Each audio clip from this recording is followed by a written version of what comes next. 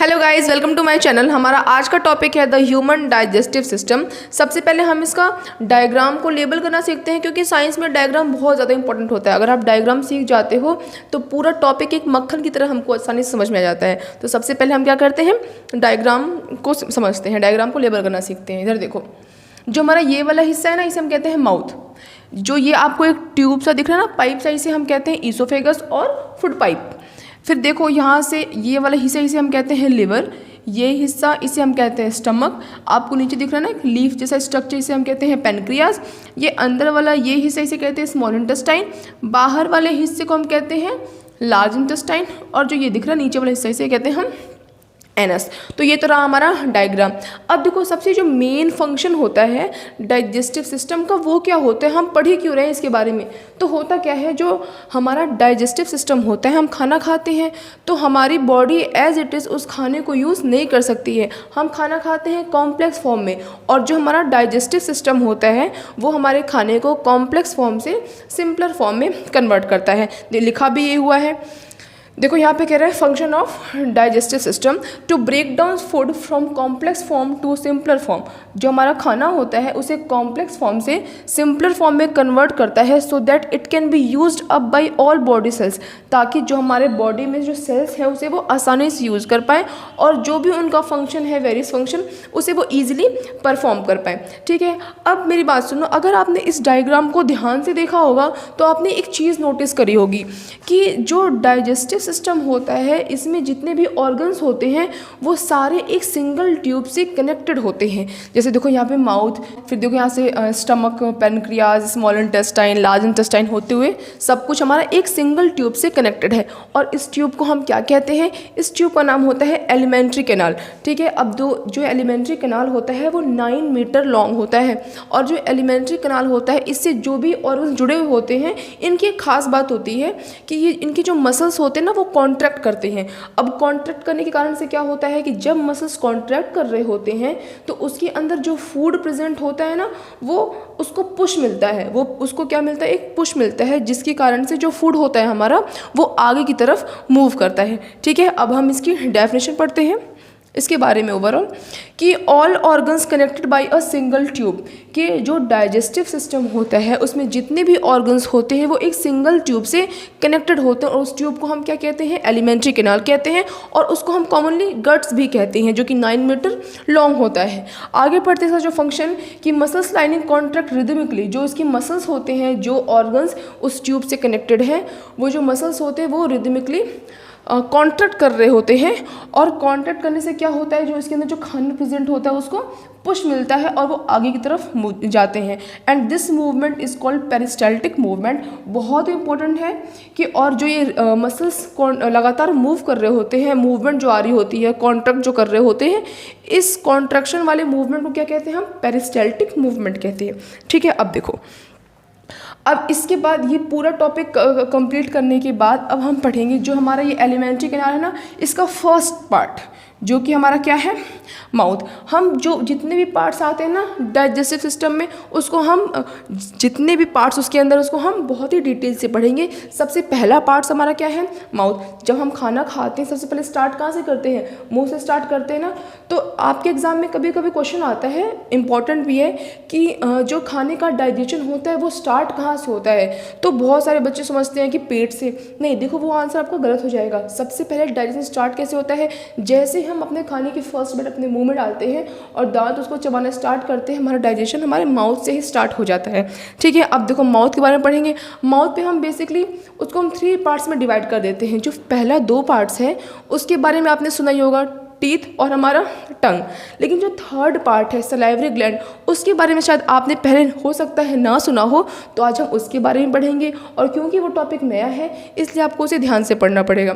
तो सबसे पहला क्या है हमारा, टीथ। इधर देखो, माउथ को 3 हिस्से में कर दिया, और teeth, tongue and salivary gland. जो फंक्शन ऑफ टीथ है वो क्या है, cutting, grinding, chewing of food, कि खाने को कट करना, ग्राइंड करना, उसे चबाना, किसका फंक्शन होता है, टीथ का।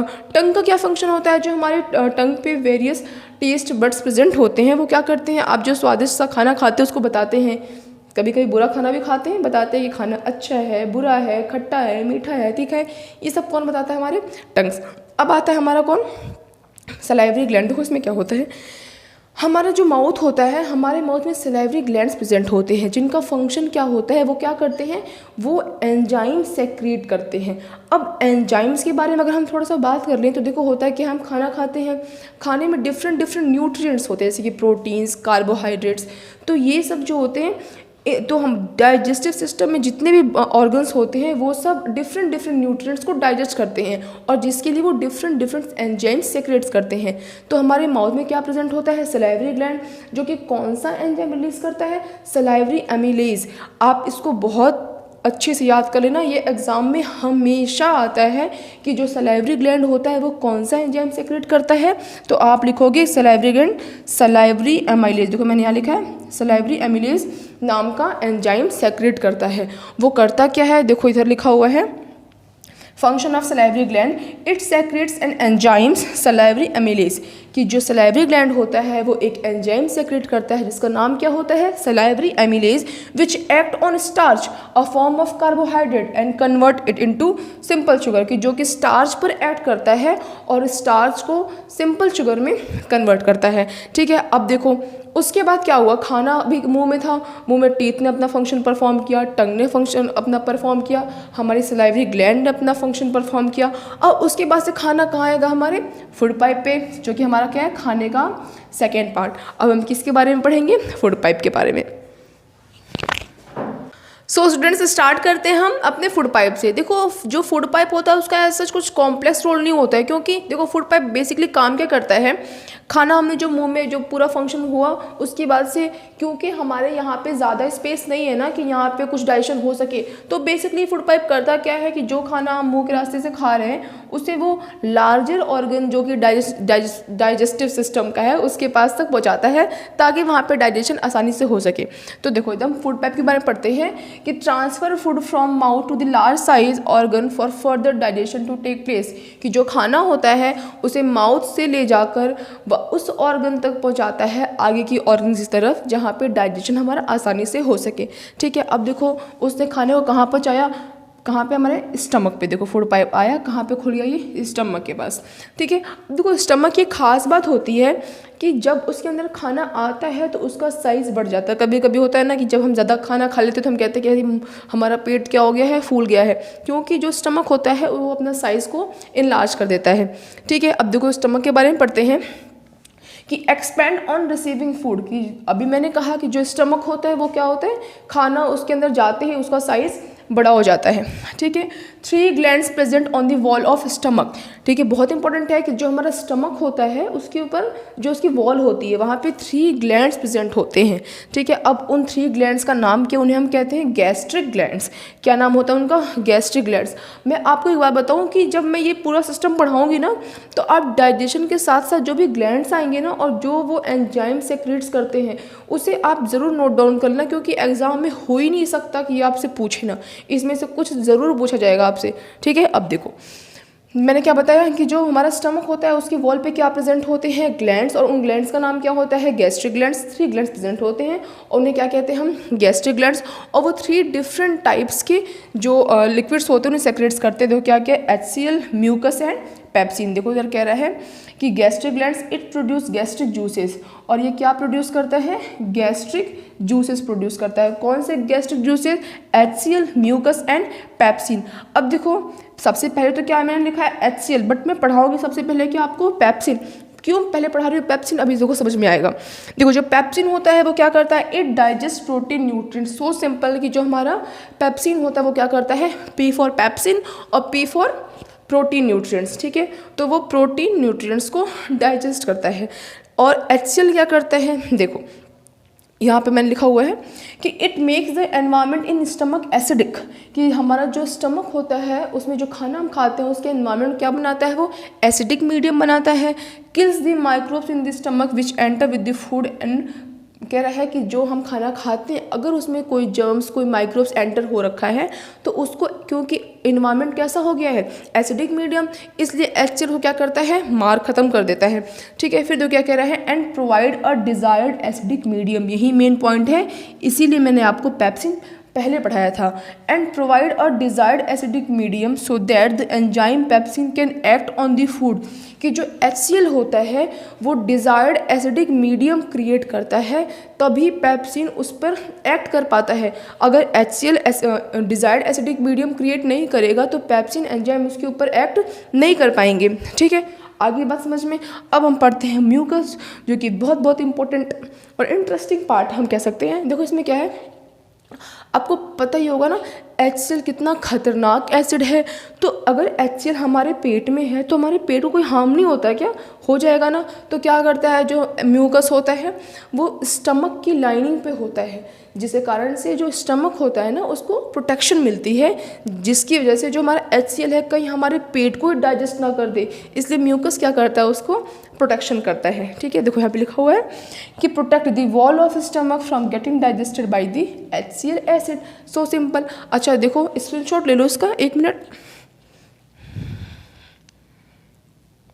ठीक है, अब देखो जो मैं आपको नोट्स लिखवा रही हूँ ना बोर्ड पे, वो बहुत ज़्यादा इंपॉर्टेंट है। आप उसका स्क्रीनशॉट लेकर एक बार रिवाइज कर लोगे ना, फटाक से याद हो जाएगा, सारे पूरे नंबर्स मिलेंगे आपको। अब मैं आपको नेक्स्ट पार्ट पढ़ाती हूँ कि खाना कहाँ पर गया, स्टमक में। अब उसके बाद अब खाना कहाँ कहाँ जाएगा, कैसे कैसे डाइजेस्ट होगा, वो सब पढ़ेंगे। ठीक है,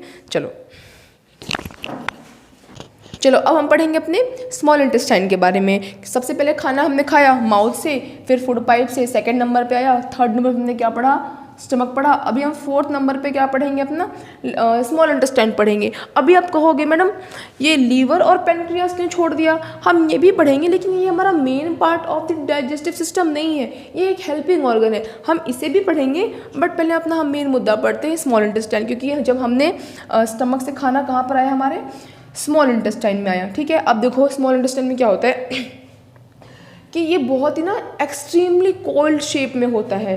उसकी जो लेंथ होती है वो लंबी होती है ना, 6 मीटर लॉन्ग होती है, तो वो बहुत ज़्यादा कोल्ड शेप में होता है ताकि कम से कम जगह में वो एडजस्ट हो जाए। ठीक है, चलो इसके बारे में पढ़ते हैं। Small intestine extremely coiled tube to take minimum space, कि बहुत ही कोल्ड ट्यूब होती है ताकि वो कम से कम स्पेस ले सके। ठीक है, it use secretion from liver, देखो आ गया ना liver, it use secretion from liver and pancreas, कि जो स्मॉल इंटेस्टाइन होती है वो कोई सेक्रेशन प्रोड्यूस नहीं करती है। वो किसका सेक्रेशन यूज़ करती है, वो क्योंकि सभी देखो जो लीवर है, पेनक्रियाज है, स्टमक है, ये सब एक ही ट्यूब से तो कनेक्टेड है ना, जिसे हम क्या कहते हैं, एलिमेंट्री कैनाल। तो जो हमारी ये स्मॉल इंटेस्टाइन है ना, ये किसका सेक्रेशन यूज़ करती है, जो लीवर ने सेक्रेट किया है, जो हमारे पेनक्रियाज ने सेक्रेट किया है, इन सब का वो क्या यूज़ करती है, सेक्रेशन यूज़ करती है। ठीक है, बात समझ में आई। It use secretion from liver and pancreas.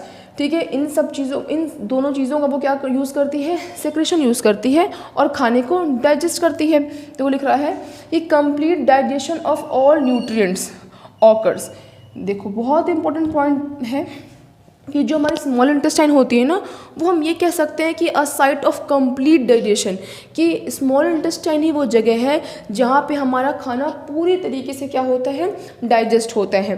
ठीक है, तो अभी हमने सबसे पहले क्या पढ़ा था, फंक्शन, कि जो हमारा कॉम्प्लेक्स जो खाना हम खाते हैं वो कॉम्प्लेक्स फॉर्म होता है, तो कॉम्प्लेक्स फॉर्म से वो सिंपलर फॉर्म में कन्वर्ट होता है।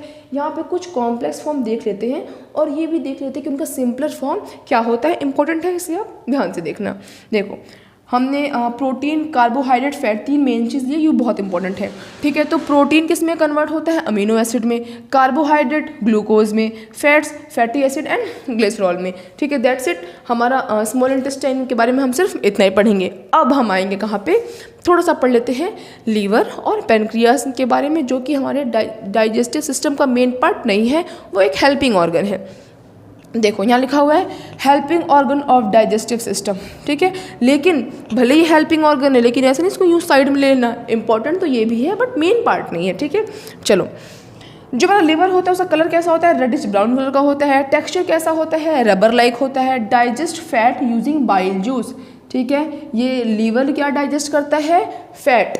क्या सेक्रेट करता है, बाइल जूस। क्या सेक्रेट करता है, बाइल जूस। बाइल जूस को रट लो बिल्कुल। लीवर क्या सेक्रेट करता है, बाइल जूस। क्या डाइजेस्ट करता है, फैट। ठीक है, अब देखो पेनक्रियाज लोकेशन कहाँ होता है, ये बिलो स्टमक। ठीक है, शेप लीफ लाइक होता है, पत्ती जैसा इसका क्या होता है, शेप होता है। पाउच लाइक भी हम कह सकते हैं, पाउच लाइक शेप। ठीक है, चलो आगे देखते हैं। डाइजेस्ट प्रोटीन, क्या डाइजेस्ट करता है? Protein using an enzyme trypsin. ठीक है, प्रोटीन को डाइजेस्ट करता है कौन से एंजाइम के थ्रू? ट्राइप्सिन एंजाइम के थ्रू।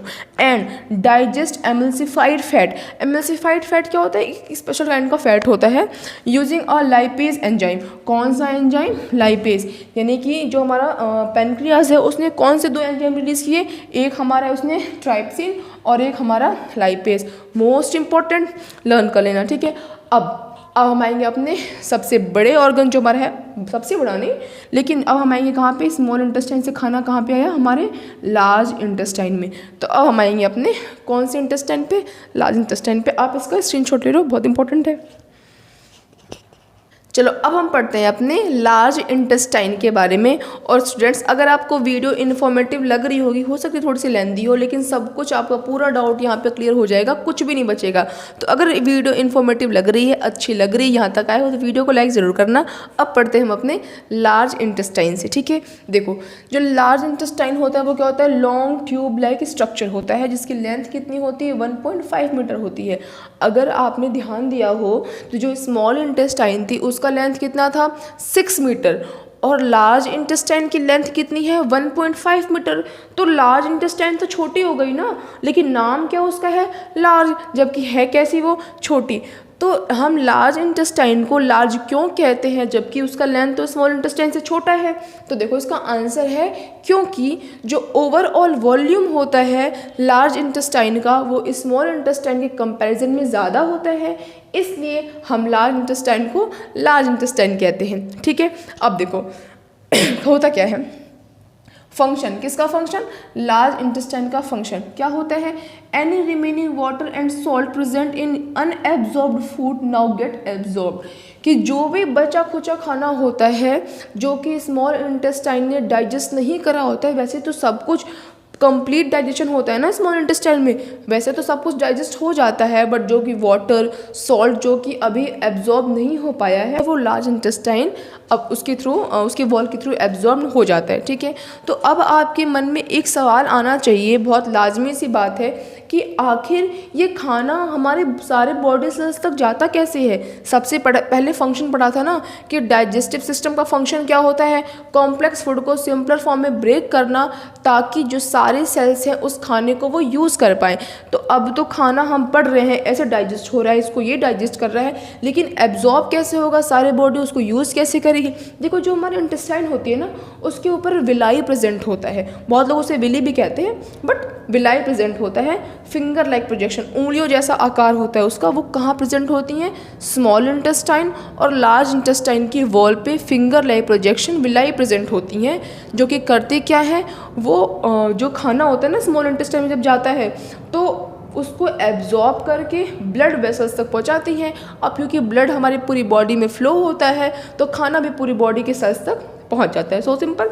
चलो इधर देखो क्वेश्चन पढ़ते हैं कि how will all this digested food get used up bye cells present all over body.